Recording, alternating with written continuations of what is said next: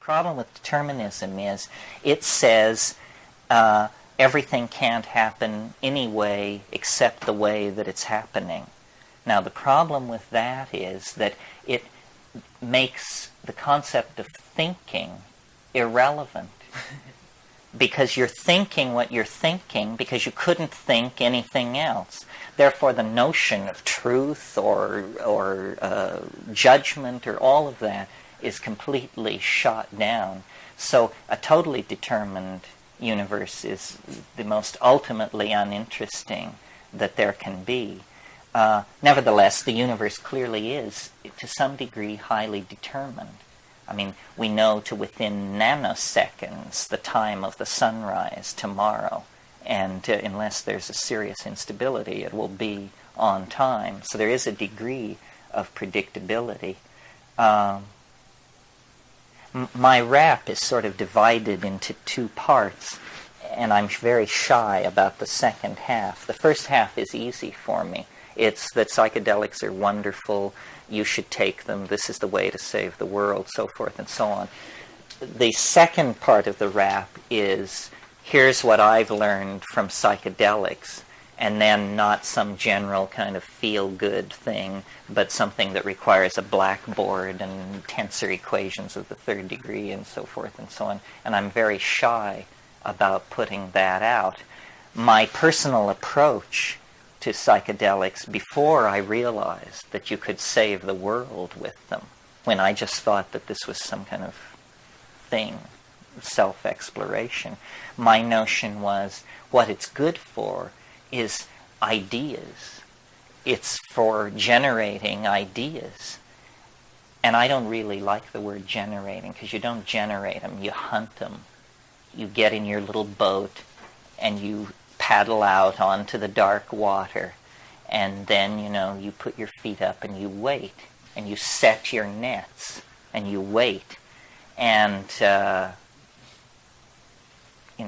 sometimes you pull up your nets and something the size of a freight train has gone through them, and you just row for shore, shitting white. And sometimes, minnows, trivia. Why does our little finger just fit our nostril? And, the mysteries of the animal body, or all kinds of stuff. But occasionally, and it's worth fishing a lifetime, occasionally something will come into the nets that is not so small as to be trivial and not so large as to be incomprehensible, and this thing can be wrestled with for hours and eventually brought home to show the startled folks back on shore. And this showing the startled folks back on shore makes history. All these ideas come out of interaction with these plants. The number of ideas, which when you pick up a straight encyclopedia, should be traced back to herders and people who kept animals. People say, astrology, astronomy, it was invented by people watching their flocks. The calendar, time, was invented by people watching their flocks. All this other, well, they weren't only watching their flocks, they were also watching the cow pies of their flocks for mushrooms. And, music, all of these Pythagorean insights into order, I think, come out of this herding, domesticated animal husbandry, we call it husbandry, because it's a model of caring for nature. And these ideas are the inspiration and the purpose, to my mind. I mean, the social purpose, because I can, get rid of my stuff and feel better about how I was abused in childhood and this and that and the other thing with psychedelics. But that's all personal growth stuff. But an idea, can be shared. You can take it and you can lay it at somebody's feet. And where do they come from? When you ask the question, where do the ideas come from? This is Platonic Philosophy 101, ladies and gentlemen. This is why the Greeks gave up fishing. to discuss this problem. Where do the ideas come from? And we are no closer to understanding that. And yet the ideas are the signposts of our destiny.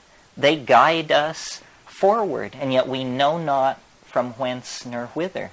Well, I think now, so Plato's take on that was, he said, well, there must be a perfect world somewhere where all these things exist and the numbers and everything, there's a perfect form for everything in a higher dimensional world called the archetypes. Well, 2,000 years of philosophical sophistication have shown certain problems with that point of view, but fewer than you might think. I mean, the mystery of form, the problem of form, what is it? Where does it come from? What sustains it? We are nothing more than form. If it weren't for form, we would be no different than the dirt under our feet. And form intrudes into matter, and then it withdraws. And when it withdraws, they put you in a hole and put dirt on top of you. So it's very important to understand, what is this coming and going of form? If we take this pillow and saw it in two, it's a pretty undramatic event. If we take one of us and saw us in two, it's an extremely dramatic event. And what is the difference there? It's that this object is three-dimensional, and this object is four-dimensional. This object has a quality about it called being alive. Being alive, also technically known as metabolism, means that material is moving along temporal gradients within the confines of this organism. Material is not moving along any gradients within this thing. It's just where it is. There it sits. But in here, a form is being maintained from within. And if I were to die, the form would collapse. Here, no form is being maintained except the form imposed. This is an imposed form. It has no sense of itself, and it doesn't sustain itself from any kind of internal integrity. But higher dimensional objects, like animals and plants and human beings, have this quality. Well, so then what we've been talking about here, albeit sloppily, is the fact that we seem to occupy a higher dimension in the natural order than other things. And this higher dimension has to do with the fact that we have a little piece of mind, a little chunk of this higher order organization.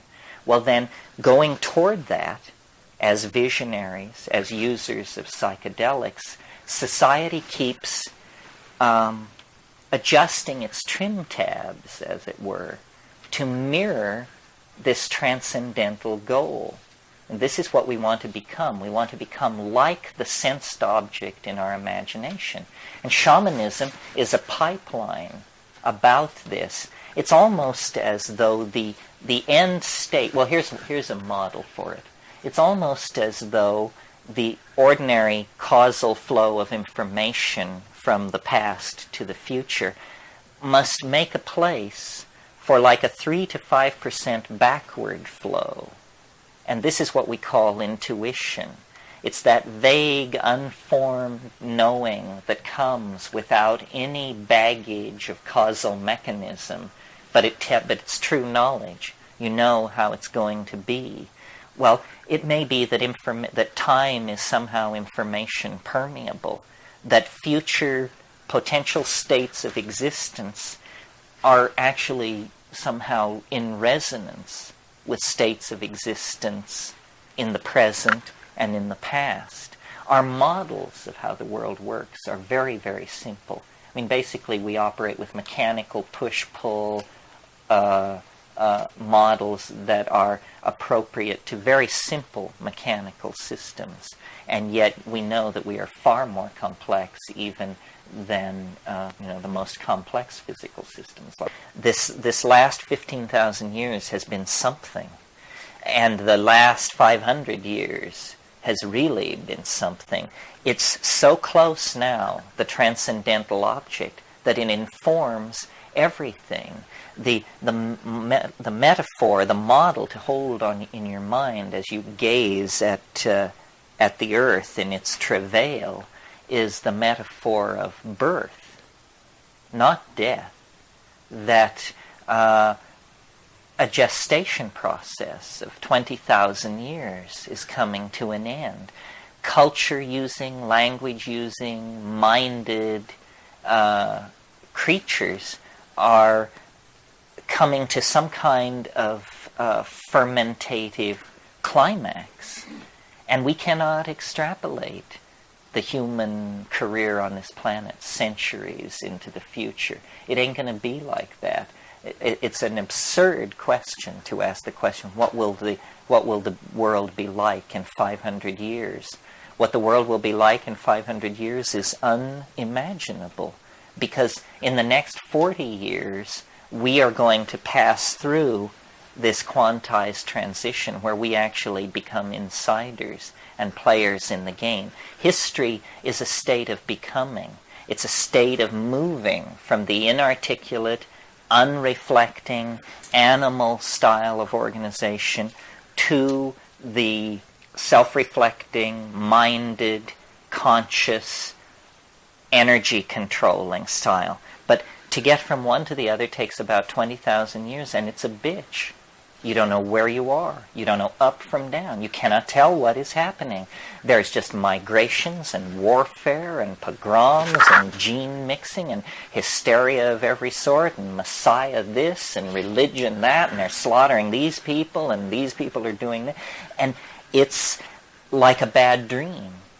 It's like a psychedelic trip is what it's like. It's a 15 to 25,000 year dash to authentic being from the animal body. And it would have been a lot easier to understand if 10,000 years ago we hadn't cut the telephone wire to nature.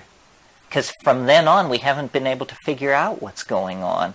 And it's been left to men with large egos to figure out what was going on. And what they figured out was going on was that there was a lot of free women, land, animals, and money that needed to be organized for their pleasure, because they lost the connection to this planetary birth process. Now, and like a birth process, I mean, the metaphor is worth pursuing, because a birth is violent, blood is shed, there's moaning and groaning and thrashing around, and yet this is not an automobile accident. This is not a human tragedy. This is how life works. This is centrally scripted in to how human beings operate. If this didn't happen, we wouldn't be here. Well, and yet, if you've ever been pregnant or been around a pregnant person, this is a wonderful state of equilibrium, of self-satisfaction, of completion, and yet the very fact that it exists ensures that it's going to be rent, it's going to be torn, it's going to end violently in separation of these two beings. But then there are all kinds of births. There's stillbirth, the most disturbing and unsettling of all. There's, breech. There's cesarean, there's bad presentation, there's easy labors, hard labors.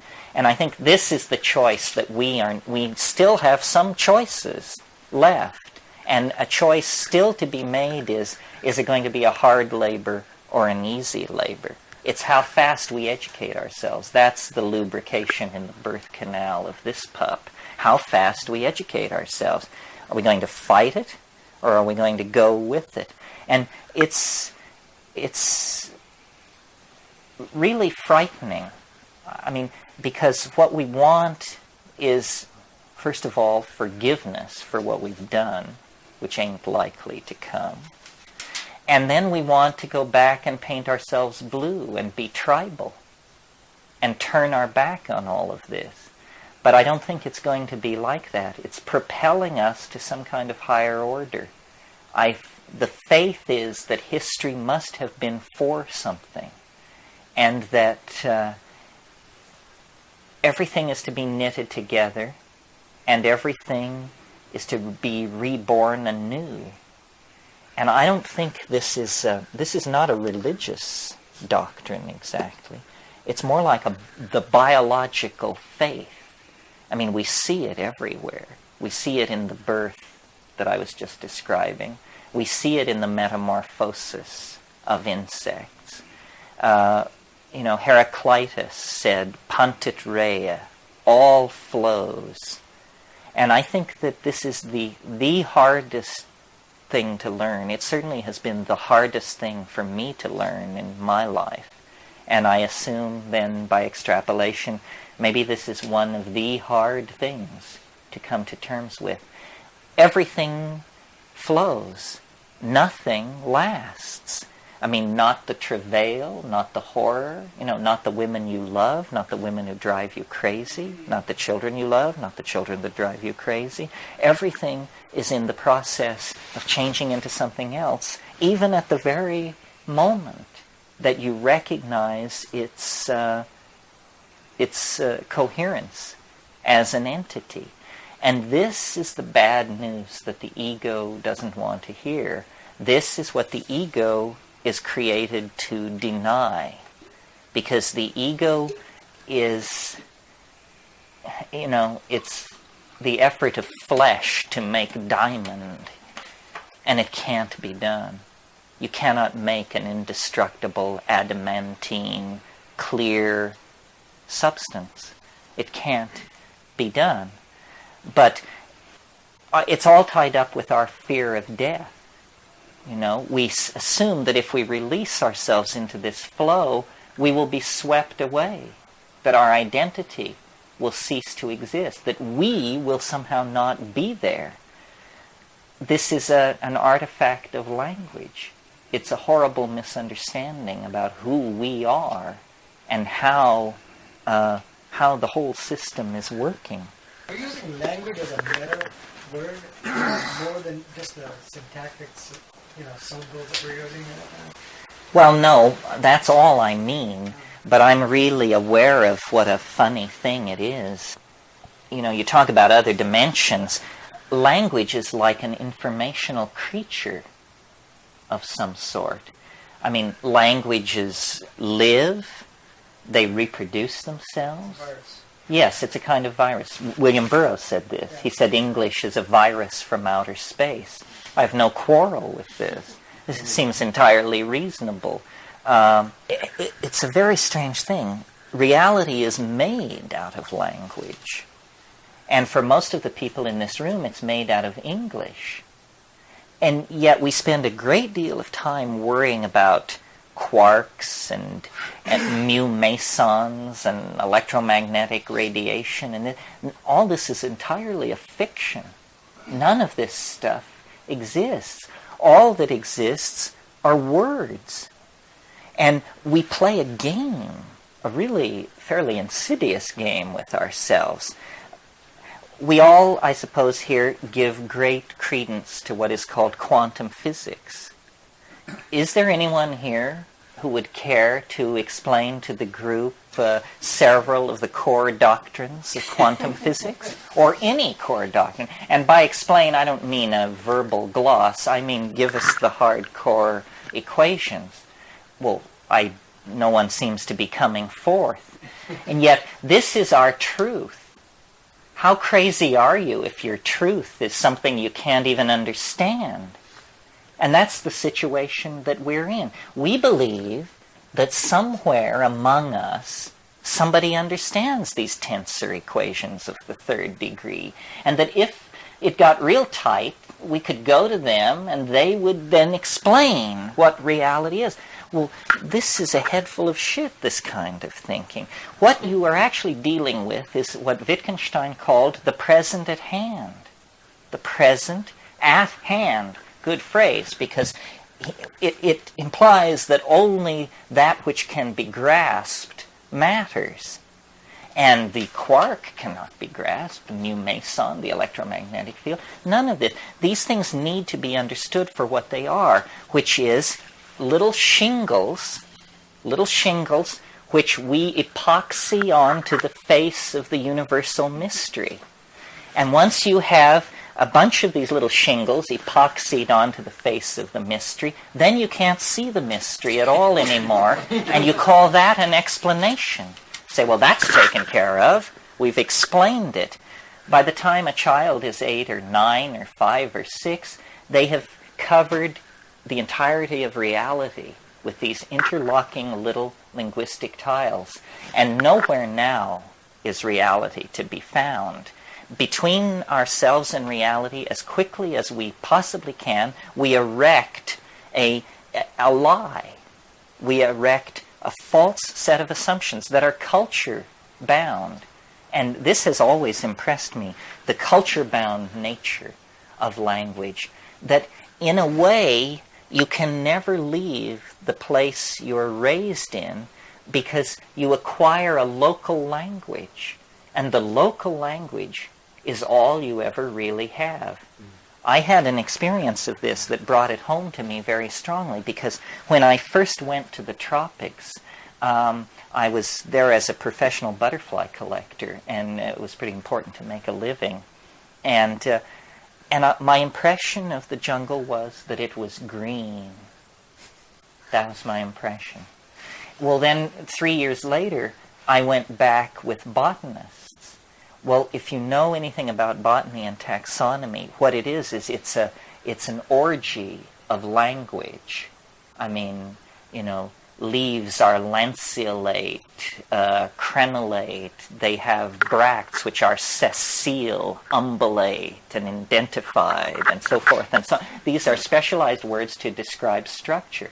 You go with a botanist into the jungle, and the jungle becomes unbelievably rich. Here are melanostomes, malfigs, varrolas, all kinds of things. And as soon as you put words to it, reality emerges. So you see, here is language as a double-edged sword. Out of the undifferentiated, it creates miraculous new realities to which we immediately habituate, undervalue, and profane. In other words, familiarity breeds contempt. But somewhere between silence and the familiarity that breeds contempt is the living essence of the word and its meaning. This problem of language is central, I think, to understanding the psychedelic experience. What I see happening on these tryptamines is the project of language goes from being something which you hear to something which you see without ever crossing over a quantized moment of transition. Well, this is, to my mind, absolutely astonishing, and I think I'm a pretty tough nut to crack. When you see language, it's amazing, because it's a paranormal thing, or it's like it cheats. It achieves paranormal intensity without violating any of the laws of physics that I'm familiar with. What I'm talking about is that in these shamanic performances in the Amazon and on psilocybin, language goes from something beheld to something seen. There's precedent for this. In the Hellenistic world of Greco-Romanism, the be-all and the end-all of spiritual accomplishment was what's called the logos. And the logos was an informing voice, a voice in the head that told you the right way to live. And Plato and all of these heavies cultivated and achieved connection with the logos. Well, there was a Alexandrine Jew named Philo-Judaeus, who was a great commentator on the religions of his period. And he wrote about what he called the more perfect logos. the more perfect logos. And he said, what is the more perfect logos? And then he answered his own question. The more perfect logos goes from being heard to being seen without ever crossing over a quantized moment of transition. Language is something unfinished in us. It's something that was catalyzed out of animal organization by hallucinogenic activation of brain states, and it is something that is in the act of perfecting itself. And when it is completed, my faith is that words will be seen, not heard. The whole way in which we organize our language around visual metaphors when we talk about clarity. So if someone is able to communicate, we say, she spoke clearly. That's a visual metaphor. We say, I see what you mean. I see what you mean. That means I understand you. I see what you mean. He painted a picture. It means unconsciously, at the unconscious level, we connect visual metaphors and the visual sense with clarity of understanding.